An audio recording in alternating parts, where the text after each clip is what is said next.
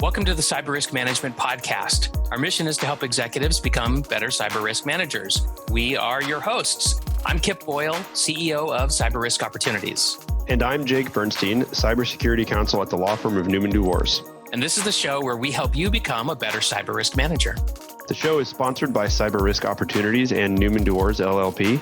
If you have questions about your cybersecurity related legal responsibilities, and if you want to manage your cyber risks just as thoughtfully as you manage risks in other areas of your business, such as sales, accounts receivable, and order fulfillment, then you should become a member of our Cyber Risk Managed program, which you can do for a fraction of the cost of hiring a single cybersecurity expert. You can find out more by visiting us at cyberriskopportunities.com and newmanlaw.com. So, Kip, what are we going to talk about today? Jake, today we're going to talk about the future because I think all cyber risk managers should think about what's next, right? What's coming at us from the future? Okay, what part of the future? That's rather broad. Yeah, isn't it? So I'm opening up an entire vista of all possibilities, but today let's focus on the future of transportation, and specifically, let's talk about autonomous vehicles because there's a lot of cyber risk going on there, and people may not realize just how much. Well, that sounds very exciting. So how far away do we think that this future is? Actually, it's here in part already. So Tesla, for example, this has been in the news for a long time because it has an autonomous mode or a semi-autonomous mode, which unfortunately some people have been using to their detriment. But they just rolled out another update to their software so that autopilot-equipped vehicles can take on ramps and off ramps to and from highways with complete autonomy. And so we're seeing this incremental improvement in the Tesla's ability to be autonomous, but in terms of broad deployment, I mean we're really talking about 5+ years, maybe 10, maybe 30. I've seen different forecasts, but it's definitely creeping into our lives, and I think it's going to be one of those things where all of a sudden we're going to wake up and we're going to see autonomous vehicles on the road, kind of like rolling living rooms. There's going to be like cushy seating, and people are going to be not paying attention to the road at all, and we're just going to think this is the weirdest thing ever. Yeah, I think so. And one of the things I like about this topic is that, it really kind of drives home the point to our listeners and everybody that cyber risk management is relevant to everyone, whether or not you are in business, or whether or not you are a CIO or a CISO. It doesn't matter. If you're driving on the road in the future, you care about cyber risk management, whether you realize it or not. Oh yeah, and you're really going to care about autonomous vehicles and cyber risk, because as listeners are going to realize as we get through this, autonomous vehicles inevitably are going to have ongoing communications with other autonomous vehicles. That really isn't happening right now for the most part. And not only are they going to want to talk to other autonomous vehicles, they're going to want to talk to infrastructure. And a lot of the cyber risk is going to come into play when the cars are talking to each other and talking to, for example, the freeway that it's on, and the freeway is going to try to issue commands and ideas, give autonomous vehicles instructions to help deal with traffic on the road, and that's where it's going to really start getting interesting. Yeah, I think I've actually seen a number of companies pop up recently that focus on creating smart infrastructure to allow that to happen. Yeah, so smart cities, we're starting to see that already. Wireless or even wired sensors that feed information to central command centers so that they can know what is the vehicular traffic for any given road at any given time of the day, and all that data is being stockpiled. So it's kind of in a read-only mode right now, but it's actually going to start going read-write, where infrastructure is going to be able to be manipulated based on the amount of traffic that's rolling through a city, again, for traffic control, centralized traffic control. So they might change the frequency of the red light, green light changes. They might dynamically, if you live in a major city or near a major city, you've probably seen these smart speed limit signs where they can adjust the legal speed limit of the road based on the volume of traffic, and so it's a lash up, right? I mean, these cars and this infrastructure, it's inevitable they're going to talk to each other. Very much so, and it's something that people have said, and that you and I have talked about, is that today's cars are kind of rolling data centers. What does that mean to you? Yeah, rolling data centers, exactly.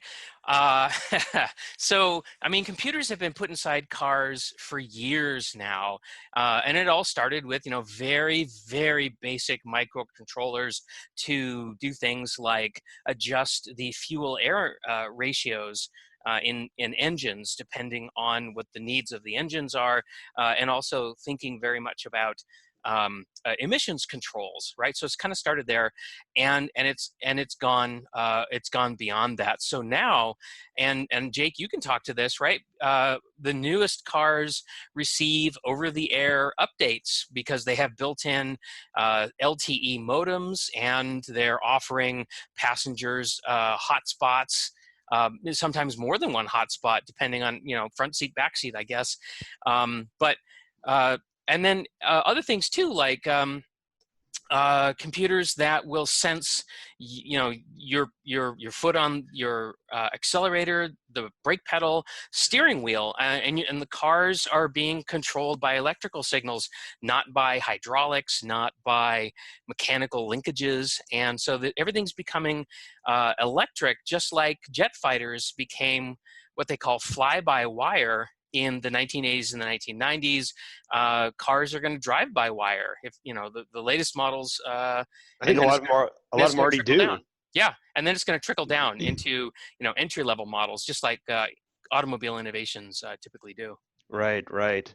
So, and one thing we haven't talked about yet is the proliferation of cameras and sensors on these cars, even in relatively lower end or entry level vehicles. Right. And it's when you combine that with the smart infrastructure, it's clear that our vehicles are becoming increasingly aware of their surroundings. But all of that is driven by computers and software, right? Exactly. And so that means we're relying on the integrity of code and the integrity of microprocessors to do all that correctly. And if anybody's ever seen a blue screen of death on a desktop computer, you should know immediately what I'm thinking, as far as I do not need a blue screen of death on my car as I'm going 60 miles an hour down the road. No, that would be suboptimal for the driving experience, as they say. So if we're moving, if we zoom out a second here and we look at where we're moving from an era where cyber risks were largely a financial or reputational risk, to one where cyber risks are becoming actual physical risks to life and limb. I mean, isn't that what we're saying here? When cars are autonomous and are hackable, then you have a huge escalation in the way cyber risk affects people. Do you think that we're ready for that kind of reality? Oh, no. No, we're not. Before we dive into a very specific case that I want to explore, let me just say that in general, I think people's tolerances for bad behavior in the cyber realm is much, much higher than it would be in the physical realm. And the best example of that is some of the things we're seeing now, where like take Sony Pictures, for example, the Hollywood studio, which a few years ago was absolutely mauled digitally, right? I mean, their entire computing infrastructure was destroyed. They were knocked back into an age of typewriters, fax machines, and handwritten paychecks. And nobody really freaked out. I mean, people in the in the industry were freaked out, but like, we never, scrambled F-16 fighter jets. I mean, the armed forces did not go on high alert. But in the real world, without launching a cyber attack, you would have had to have dropped a bomb, or you would have had to have smuggled the bomb in and set it off to cause that kind of disruption to Sony Pictures.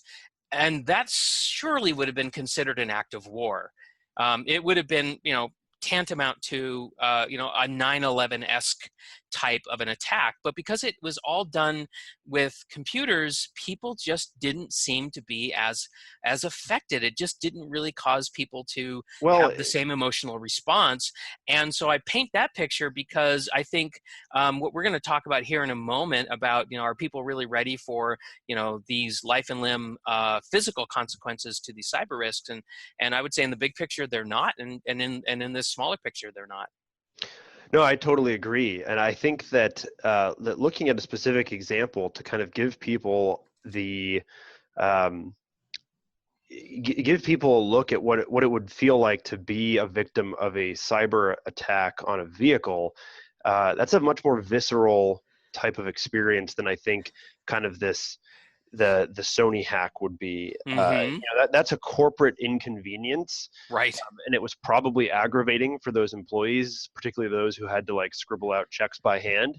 Um, but we're talking about a whole different level here. So let's take a look at this. I Yep. believe that the story we want to talk about comes from Wired magazine in 2015. So why don't you tell us about that?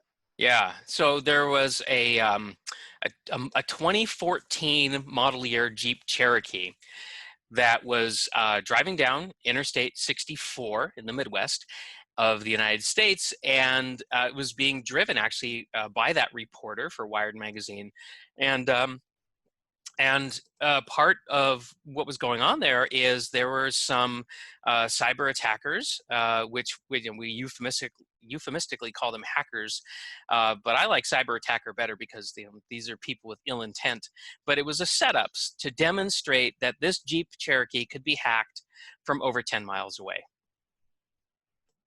Wow, 10 miles away. And I'm going to guess that if this involved the internet, there is no reason they couldn't have hacked it from, 5,000 miles away.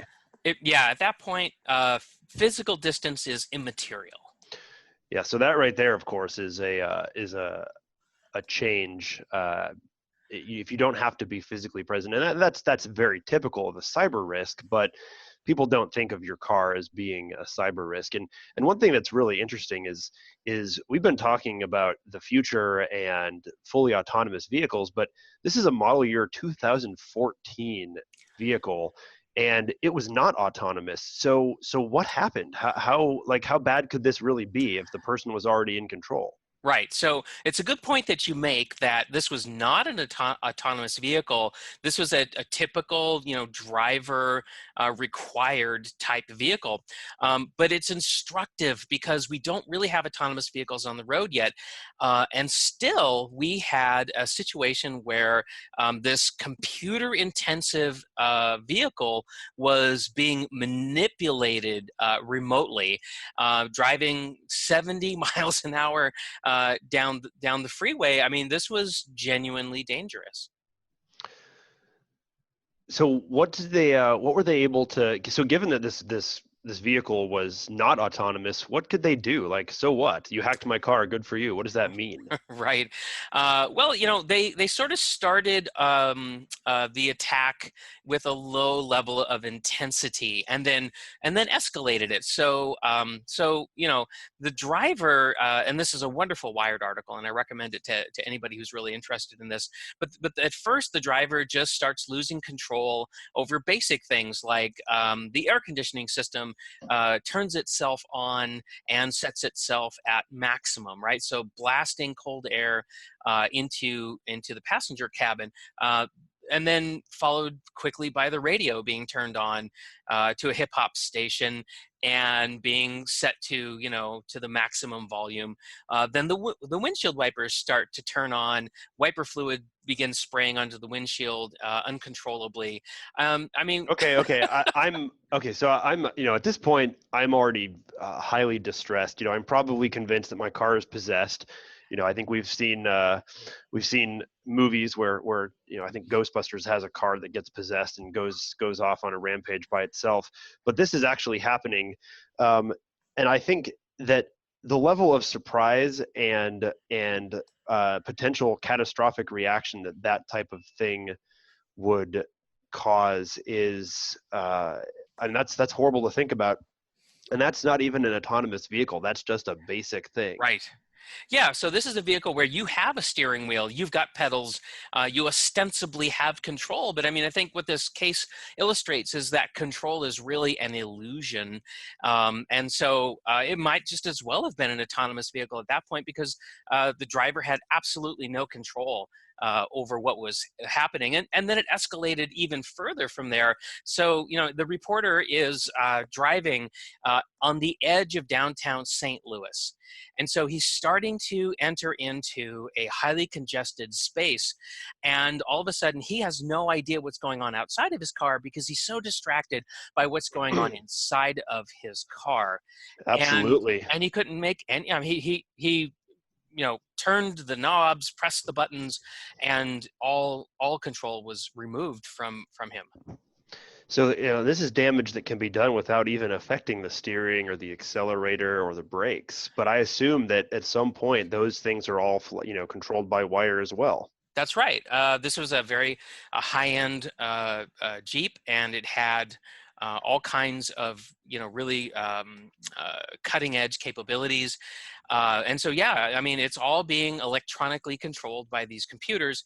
And the guys that were performing these remote cyber attacks actually at one point hijacked the navigation screen and put up an image of themselves, just kind of, make the point that, yeah, you, Mr. Driver, are not in control anymore. We are in control.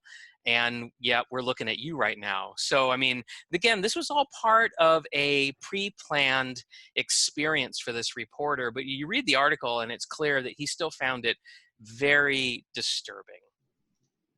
Yeah, very disturbing. I think, I mean, gosh, so how is this done? What was the deal with this? Is this was there anything different about how they did this hack compared to any other type of hack, or was it really the same basic set of concerns? Yeah, it's really, I mean, from a concepts and principles perspective, this is not a great big leap for a cyber attacker. Remember, we mentioned at the beginning of the episode that cars these days are really rolling data centers, right? So I'm not positive about the Jeep, but you think about a Tesla. A typical Tesla has 5 Linux servers running on board as the car is sitting on the road. And so if I'm a cyber attacker, all I have to do is conceive that I'm attacking a data center. The fact that it has 4 wheels and tires and an internal combustion engine or an electrical power plant makes no difference. All I have to do is find a way to talk with those computers, and I can use all the same basic techniques and tooling in order to attempt a remote compromise. And that's really what happened here. Specifically what happened is that there is a system, it's actually an entertainment system that is connected to that's connected to the internet, right? So the idea here is that you're going to get satellite radio, you're going to get navigational, assistance, you're going to get maps, and it's all going to be brought to you because your car is actually connected to the internet and through this system called UConnect. Now, because they're connected, And let's not pick on. Yeah, and not to pick on one manufacturer, but as far as I know, virtually all of them have some kind of system like this. Yeah, that's right. Yep. Yeah. And this goes back really to OnStar. If you remember the Yep. OnStar introduction several years ago, it's this idea that if you got into an accident and your airbags deployed, a signal could be sent to a command center somewhere, the OnStar command center, and you might be incapacitated because of the severity of your injuries, but somebody knows that you're in a bad situation and they can call 911. And how do they know where to send the 911 emergency responders? Well, your car has a GPS tracker in it. And so they know exactly where you are and they can relay that information. So, these kind of began as life safety systems and convenience systems. OnStar could remotely unlock your car. If you locked your keys in the car, you could actually get the OnStar people to unlock your car for you remotely. So it kind of started there, and then it turned into entertainment. And the idea here, the specific hack in this case for the Jeep was the cyber attackers were able to figure out the IP address of this one particular Jeep, and they were able to interact with it and gain access to the Jeep's entertainment system.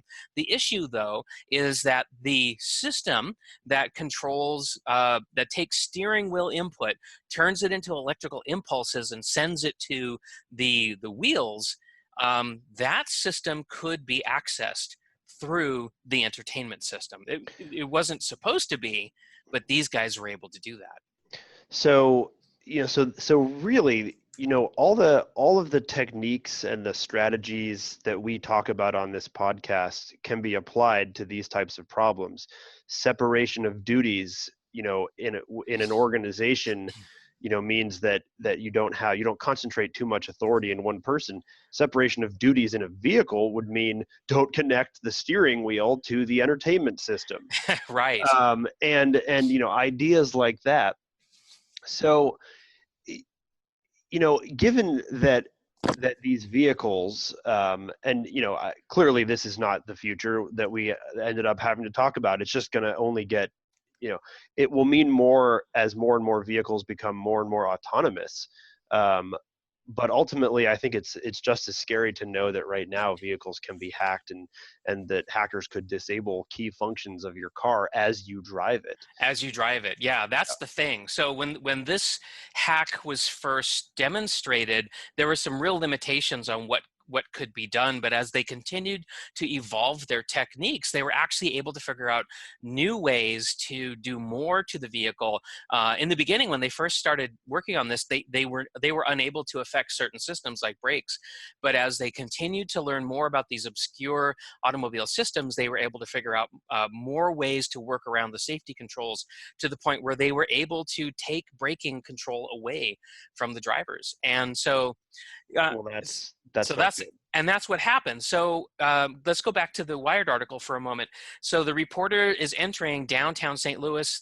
He's on the interstate. It's getting more congested. There's more and more traffic, and then the cyber attackers decided, well, we're going to disengage the transmission. So without any input from the driver at all, the transmission disengages from the engine, and that means the accelerator isn't going to do anything for you. So the RPMs are climbing as the reporter is trying to gain speed, but the Jeep doesn't have a transmission to send any power to the wheels, so it starts losing speed and it slows into a crawl. And if you've ever been in a lineup on an interstate with a slow person in the right lane, you can imagine what's going on. Cars are honking their horns. People are passing him at high speeds. And it's getting really, really bad. I mean, he's getting paralyzed on the freeway. At this point, he freaks out and he's in contact with the cyber attackers, and he says, "Okay, knock it off. This is becoming a very dangerous, real world dangerous situation." So the reporter pulls off to the side of the road, turns the car off, turns it back on, and so the systems kind of reset themselves. Right. And at this point, he said, "I'm not doing any more of this testing on the interstates. Let's go to a safe place." And so they went to a parking lot. And at low speed, remotely, when the vehicle was at a lower speed, they could actually stop the engine. They could abruptly engage the brakes, right, to have the Jeep, skid to a halt. They could disable the brakes completely. Again, these are at lower speeds. At higher speeds, there's other safety, functionality in the Jeep that that keeps brakes from being disabled at very high speeds. But you can imagine, what this would be like if all of a sudden you didn't have brakes, even at a low speed. You can still get into a lot of trouble. You really could, and if you think about the security of these vehicles and kind of the nature of them, any potential hacker has an unlimited time to buy a car and start poking at it and figuring out exploits, Hmm. if they want to do that. And you talk about ransomware affecting businesses now. You can imagine a group saying, "Hey Ford, we're going to shut off all cars, made in the year 2021 if you don't pay us, $50 Hmm. million." Hmm. And that's a cyber risk that is relevant to the business, but also everyone who is driving those cars. Right, So right. What if you're in business and you have a fleet of delivery vans, and all of a sudden you get a message one day that says, I have disabled all your delivery vans because, by the way, you've bought all the same make and model, and they're all within a couple of years of each other, and they're not going to give you control of your delivery fleet back until you pay that ransom. yeah, no, I mean, so the interesting thing about that, of course, is that on a conceptual level, there's nothing at all different about that. On a practical level, it's a fundamental shift in the type of effects that cyber attacks can have on businesses.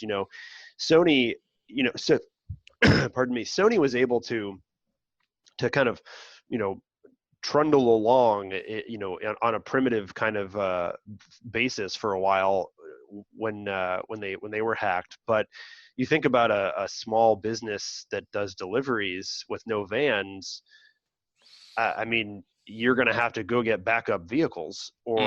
or walk. Neither of which are going to be particularly practical. So, No, I mean, so there's not a whole bunch of delivery vans just sitting around waiting for you to say mine don't work anymore. no, there aren't. And what this is the escalation of the cyber into the physical. Hmm. Um, and I think that you look at the amount of code in vehicles, uh, you know, the amount of potential exploits.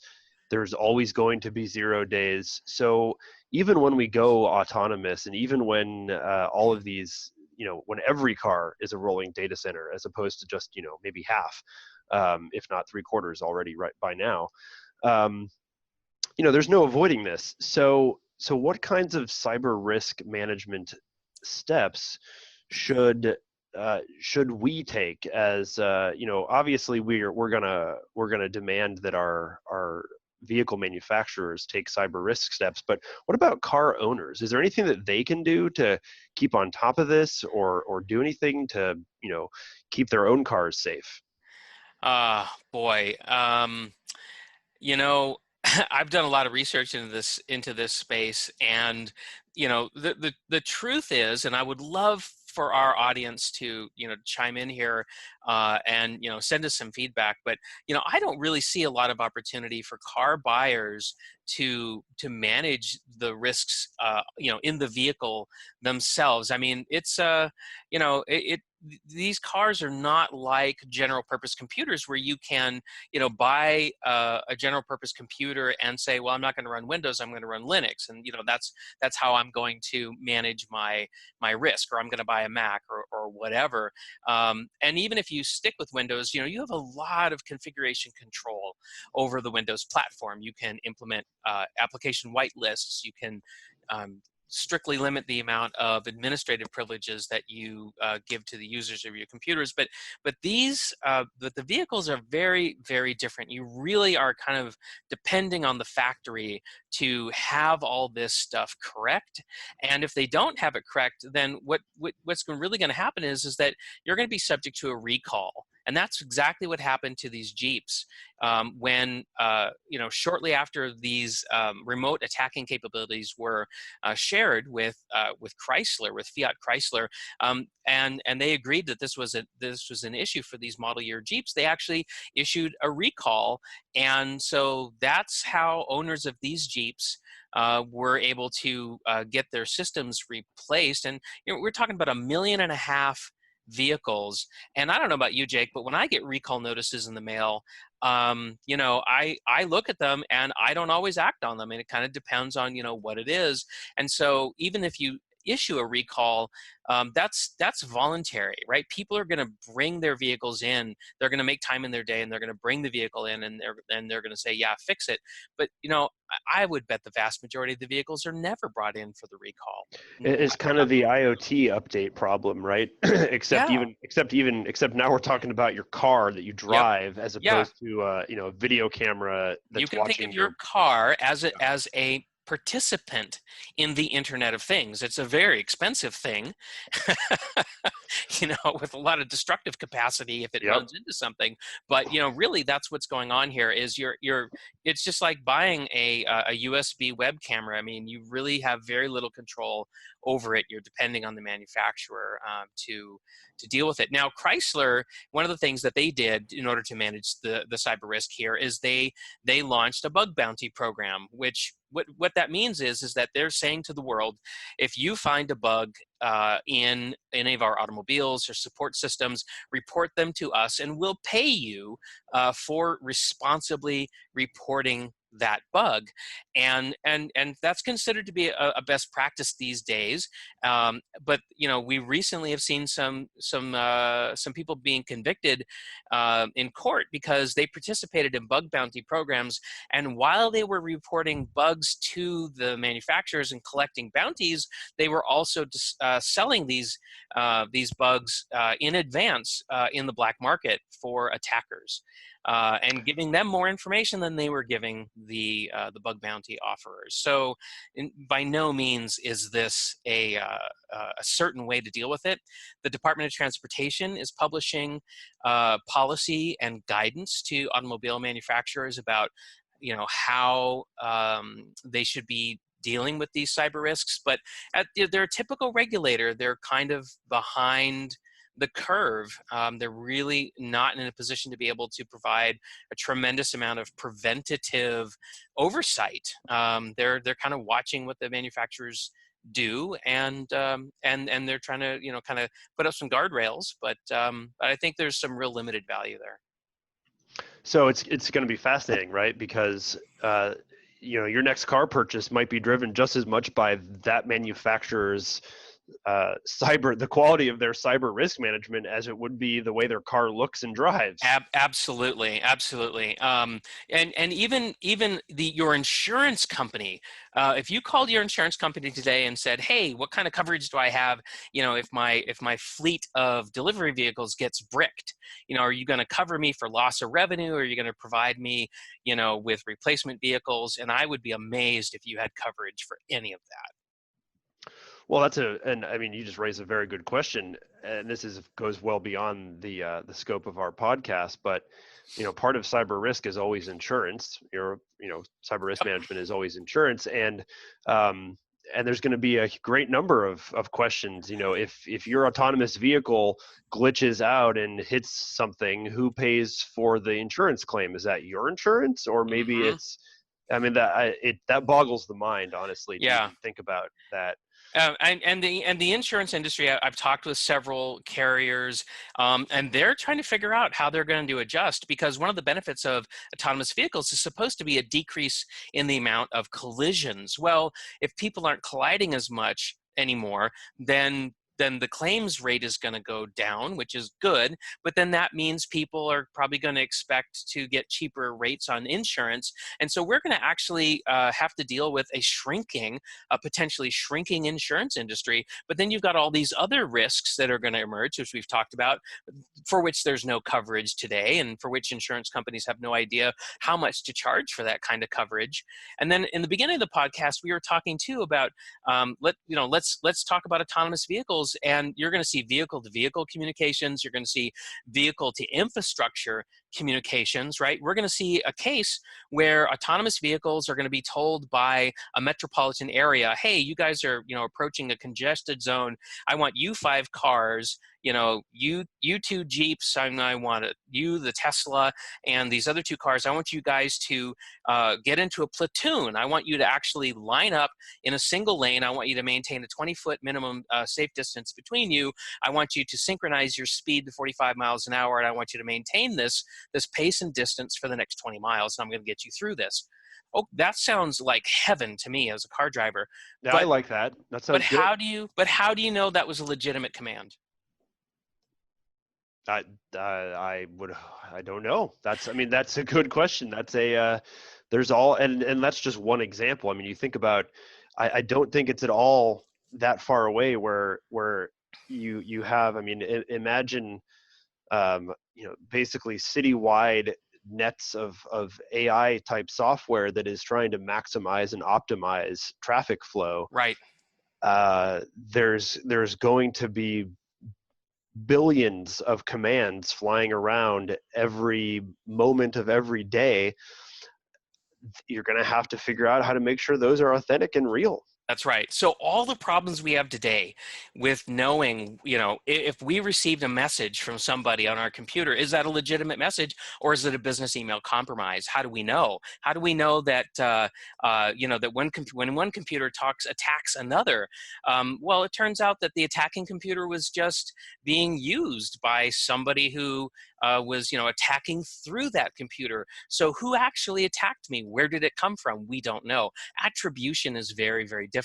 So all of these current problems that we're having here with computers that we use today, there's no reason to think that those problems are going to go away in a world of autonomous vehicles where cars are talking to each other and they're talking to infrastructure. We need the same kinds of protections there that we need in our webcams and baby monitors and smart refrigerators and all that stuff. All of that has to go into autonomous vehicles. Wow. Well, that is